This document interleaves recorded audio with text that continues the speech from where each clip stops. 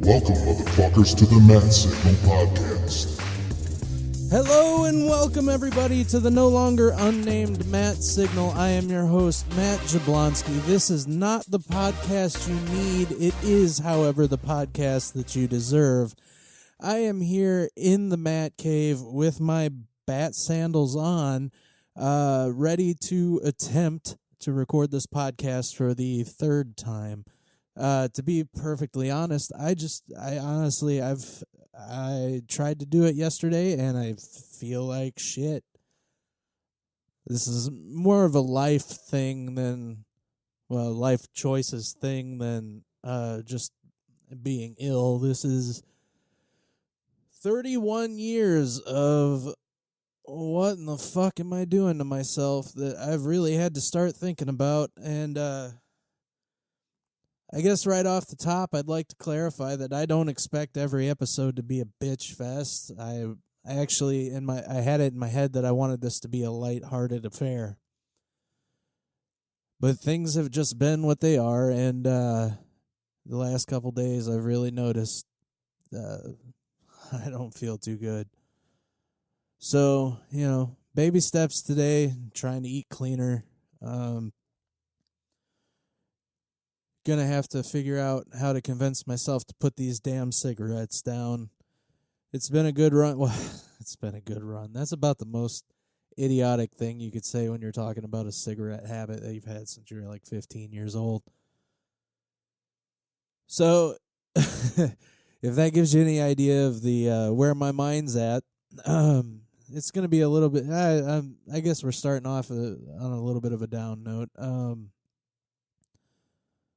Like I said, I wanted this to be a lighthearted thing, and I do hope to do a lot of that, especially when I get other people in here. I don't think the world needs any kind of weekly installment of a 30-minute diatribe of how shitty my life is, because if you look at it, just the fact that I'm dealing with the fact that what I'm dealing with is a pretty first world thing. I got to keep that in perspective. So,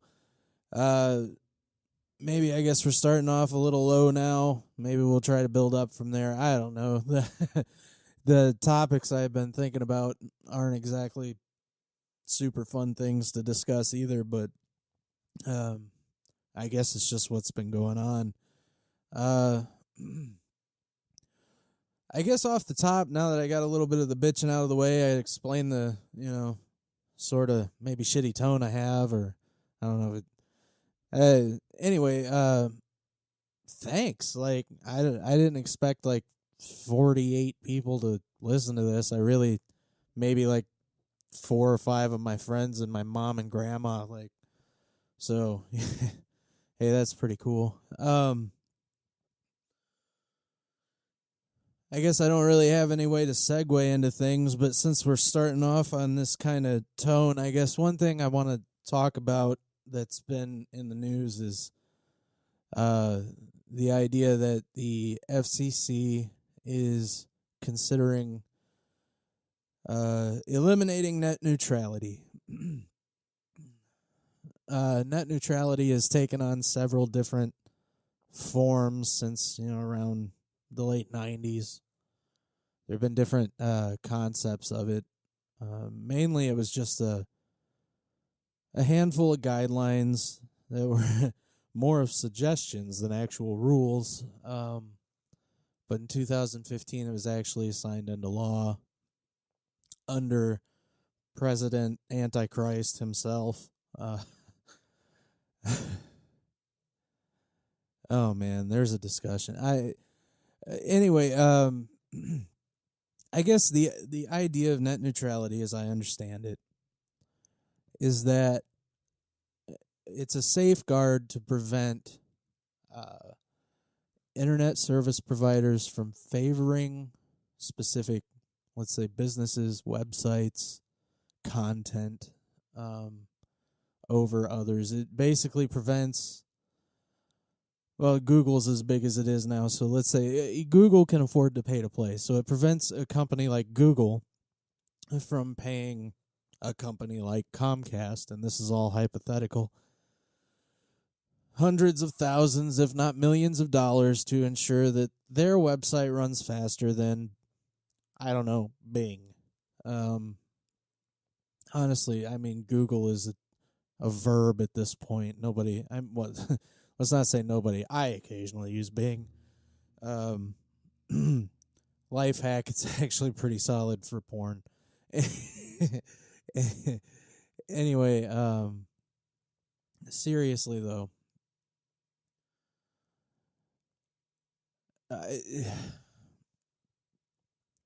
the system is set up in a way that politicians already tend to favor whoever can afford to buy them. And when we allow businesses to have too much say over the things in our lives, they have a tendency to take every dime they can. Having my half-assed degree in business, I do understand it's the responsibility of those in charge of the business to generate a profit, particularly when you're dealing with corporations that have investors. Those investors are owed a return on their investment. And so it's a natural step for a company to take to seize every available cent they can in order to maximize their revenue and the return on the investors' investments. So it makes sense that a natural end of or a natural conclusion of losing net neutrality is that there will be a pay-to-play system eventually. Like, they're not going to leave those dollars on the table forever.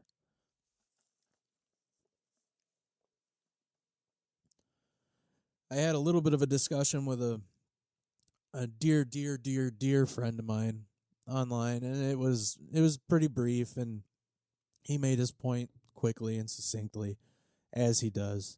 But this is just a shout out to the guitar wonder boy, America's darling, DK Buchanan.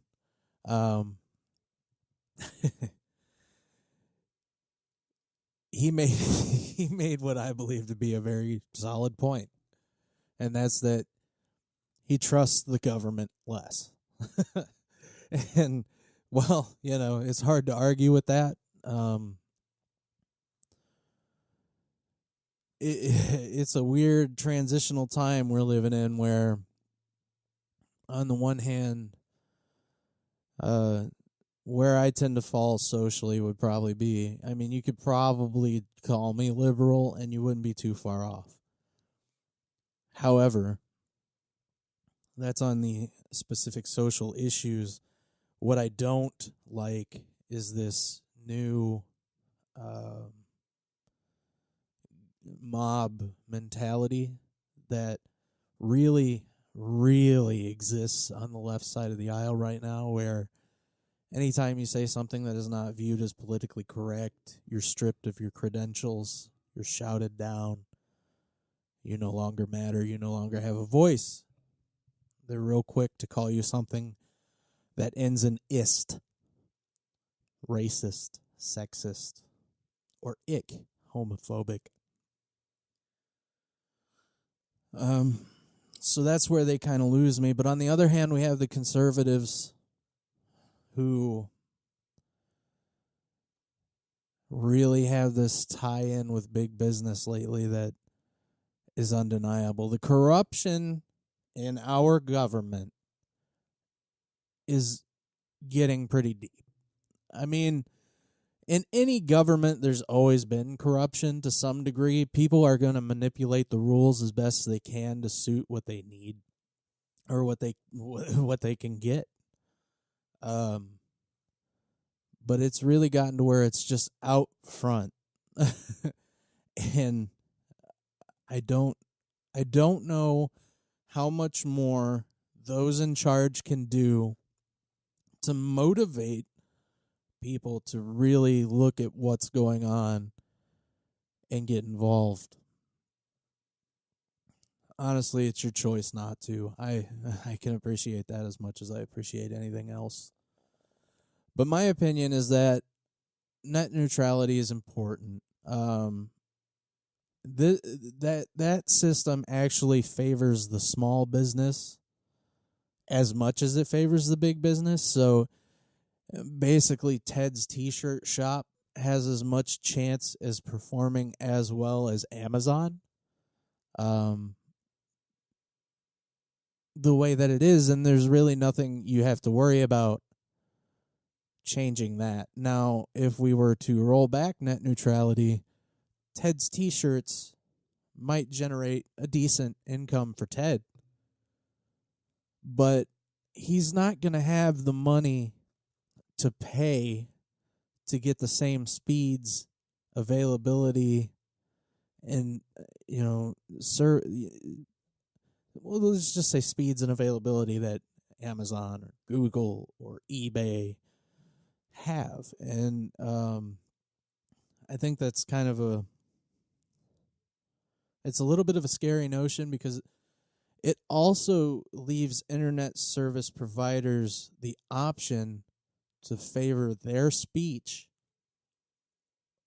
not their speech, but the speech that they agree with, over the speech of others.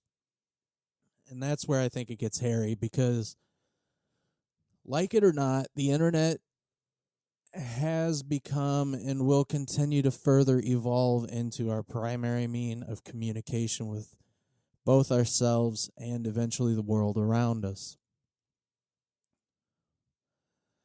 If you take a second and look around, just since, let's say, I think we got our first PC in our one of the it was in the living room, and everyone had to use the same one. So I tried not to use it for porn very much. That's a second porn joke. Man, this is a classy podcast, isn't it? So anyway, we got our first PC in 98. And we had 56K. Well, I don't even think we had 56K dial-up yet. Whatever the, earlier version of that was. And I remember there was a period of time where we had AOL, or we had access to AOL at my aunt's house, I guess. And I remember I used to like to sign out and sign in just to hear that I had mail. Some days are just more boring than others. Boy, I went off on a tangent there. I'm not with it today.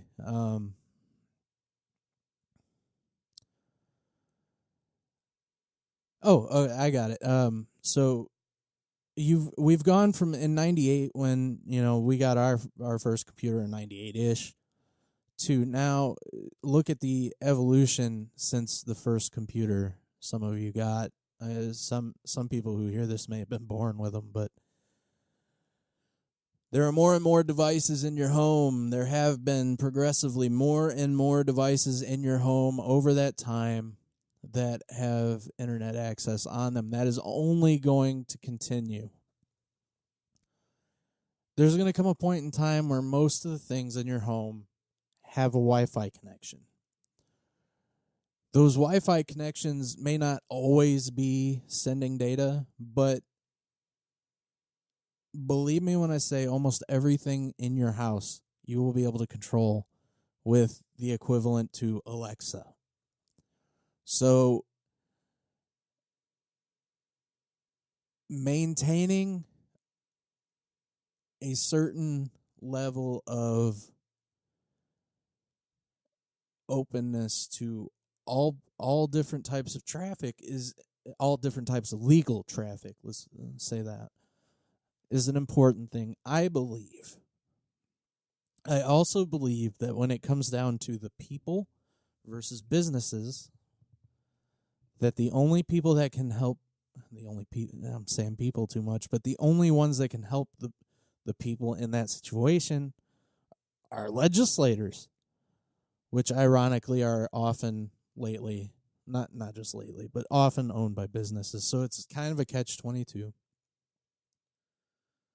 In my opinion, net neutrality is a cool thing. It's a good thing, and I honestly, how I opened up, I'm not going to do a ton of research right now. I'm not going to give you links and facts and all that stuff. It's just from everything I've read, it's a good thing to have. So that's one thing. The other thing that, as I was saying, how everything's going to be tied into the internet that I want to look at is my specific internet service provider, Comcast, has recently been rolling out 1 terabyte data limits to its customers wherever they can over time. I guess it started last year. The first I heard of it was when my laptop gave me an alert that we were 50 gigabytes away from going over our 1 terabyte limit, and that for 2 months they're going to give us overages for free, which is, that's okay. But then it would cost $10 per 50 gigabytes after that, not to exceed $200. And right now, with the way things are, it's easy to point and say, hey, 99% of the people on our network don't use anywhere near a terabyte of data. I understand that. That makes sense right now. But like I was saying, everything is going to have a Wi-Fi connection on it in probably the next 10 years, including items you wear on you and possibly items that get put into you, which is not meant to be a dirty joke.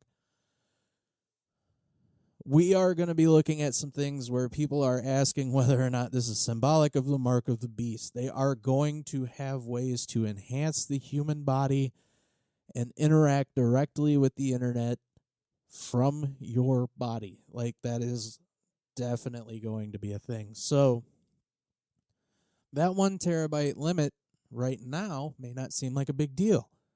But when every device in your house is connected to the internet, a lot more of us are going to be getting closer and closer to that limit. So, like, for me personally, I think it's kind of a shitty money grab. It's really just to make up for the money they're losing on home phones and cable TV as people begin to find other alternatives online. They're losing out on some of that money, and they're trying to pick it up again.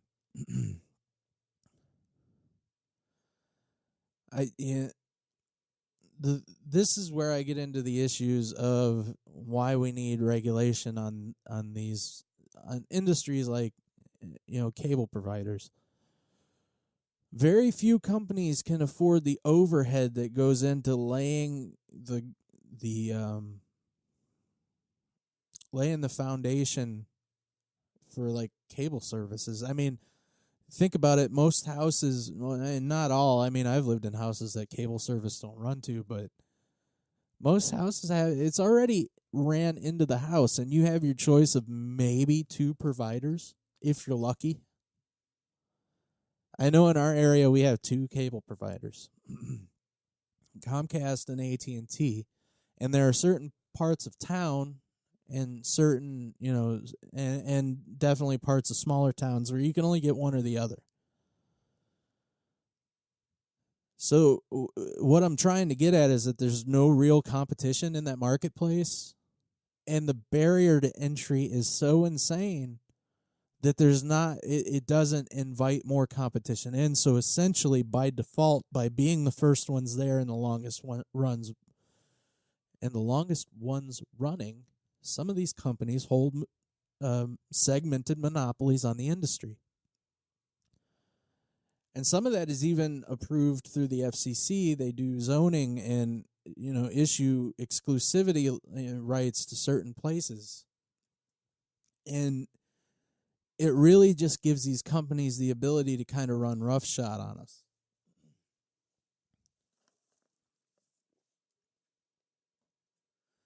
And that's where I get a little bit worried. It's not that I want the government always stepping in because I think we definitely need to be careful about how much we're getting into that. But situations like this are what I think government is. Government can serve a purpose. The hard part is maintaining a certain level of is not allowing the government to go too far into this either. See, the way I see it is basically all you need to do here is make a rule that says we're not going to favor specific people or specific companies or specific websites, specific traffic over other traffic. And we're not going to hinder speech. We're not going to, we just having that policy in itself is not a bad thing. Sometimes I feel like people lose track of we need rules, and those rules are not just for people. They're for companies. They're for, we need to have some ground rules. I think with the way that cable companies and internet service providers are set up, that in order to maintain a degree of fairness between the internet service provider and the consumer, having some kind of policy in effect is not a bad thing. That's my opinion. Feel free to disagree with it, and please share that disagreement with me. Like I said, this isn't well researched. If you have links, anything that, and here's the one thing I'm going to ask is that if you're going to share a link with me, please make it a credible source. It doesn't have to be one of the major news networks, okay? I understand many people, and I'm one of them, don't really feel that they're credible sources. It just needs to have some references in it. It needs to have a a well-written article needs to have some research into it. That's all. So don't hit me with an opinion piece that backs up your beliefs. I don't have time for. Nobody should have time for that. It's fake news. Fake news. Oh man. I'm at once mesmerized by President Trump and appalled by him. Like, what is going on? All right, I'm going to say this. I think we put too much stock in who the president is. However, this guy has been a fucking clown show. It's been insanity since the day he was sworn in. The day that we the day we had a president that is going to go online and just rant on Twitter, I never would have thought I'd see that day. Like, granted, Twitter's really only been around throughout the last presidency, but man, who saw this coming? I didn't. I don't think that President Trump is a good thing. However, I will try to skew a little bit positive on this one and say that the one good thing that I have seen because of President Trump is that an outsider can get in, which means that other people of means who might be a little more qualified could potentially be emboldened to take that step, which might bring out some, maybe not even people you would expect, but people who are motivated to do their best. May bring some people out of the woodwork you didn't expect. Which would be a cool thing. I think if we had more people from outside the Washington bubble taking a swing at it from time to time, that would be an encouraging thing. But I also kind of operate in the Joe Rogan school of thought, where I think we're kind of past the point where one man is really qualified to do that job. But I'm not going to get too far into like repeating Joe Rogan stuff, because if you want that, you can go listen to his podcast, and I think you're already a lot more likely to listen to that than you are to me. which is cool. I do kind of wonder about like how many people I know that are really into stand-up comedy. It's really become kind of one of my. I've always loved it. I can remember years ago. My grandma was the first person to ever tell me that I might actually be able to do something in that field. She's always encouraged me to write, but man, I tell you what, I have fought back against that one at every turn. I don't know why. I guess I don't know if it's laziness or just my head's not in the right place. Or everyone who's capable of some kind of art who doesn't do it will always try to explain away their procrastination. But it really does boil down to like it's hard to do something when you don't feel inspired to do it. Which was kind of like yesterday when I kept hitting record when I was trying to record the podcast, and I was just like, oh, shit. I also kind of just wanted to have the place to myself. It's a self-conscious thing to sit down here and just speak out loud. And I don't know if I want anyone in particular listening to it before I, decide whether or not to put it out. So anyway, I'm probably not going to spend too much longer yakking your ears off because, you've already heard why. So I'm not operating on all cylinders. So I guess it'd be good to talk about a little bit of what I hope to do in the near and maybe not so near future. I'd like to do at least one of these a week. I don't really enjoy doing it solo so much, and I think the solo ones, it's going to be hard for me to generate the lightheartedness that I want. It's easier for me to joke around when I have a friend here, or maybe a friend on Skype, or something of that nature. I think that'll be more conducive to a lighter tone, a lighter energy, and really what I want to do is come up with things that I can write about and hopefully eventually go bomb at open mics with. So hopefully soon I'm going to look into getting a few different friends. So shout out to a few of those people if you still have any hope to be involved with me. DK Buchanan. You can check out his band King B and the Stingers featuring Sarah Menifee. I think I said that right. I'm not sure. Correct me if I'm wrong. Anyway, man, she's an amazing singer. Holy shit, dude. If you see King B and the Stingers are going to be playing anywhere around Central Indiana, or South Central Indiana, whatever you want to call it, they're awesome. Check them out. You can usually see them for a pretty good low cover charge. Man, Sarah is an amazing singer. She has a version of Hound Dog that'll blow your doors off. But really listen for their original song. I think it's called Close to My Fire. Holy smokes. It's really good. Shout out to the Tempting Flutal crew who have had me on their podcast like 6 times or something like that. It's always been a great time.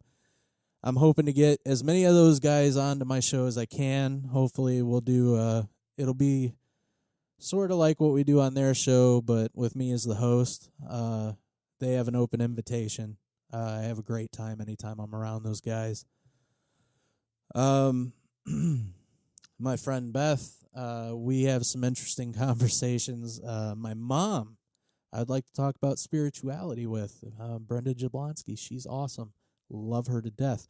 But the thing I'm most excited about doing, and I am going to try to make happen next weekend. I'm not going to date this, but let's just say next weekend from when I'm recording this. I want to sit down with my grandma. My grandma is an amazing woman. I lived with her for almost 10 years. High school, well, not actually, it wasn't that long. It felt like it was longer than it was, and maybe it was all those 3-hour lectures. She's gonna love that. I know she's listening. Hi, Grandma. Love you. Gonna try to get a hold of you real soon. I honestly hope that thing goes forever, and I hope it's a multiple part situation. I think she has an amazing story. I think everyone in my life that knows her knows she's awesome. So hopefully that'll be maybe the next 1 or 2 episodes, and we'll get a little bit of a different vibe going, and hopefully we'll get some funny going soon too. Like I said, I never expected as many people to give me a listen as they did. I really appreciate that. Stick with me a little bit. I'm going to try to fine-tune it. Like I said, hopefully not every week's going to be a gripe session. So we're going to keep this one close to a half hour, and I'm going to get out of here. But I hope you guys have a great day, have a great week, have a great life, and I appreciate you. Bye-bye.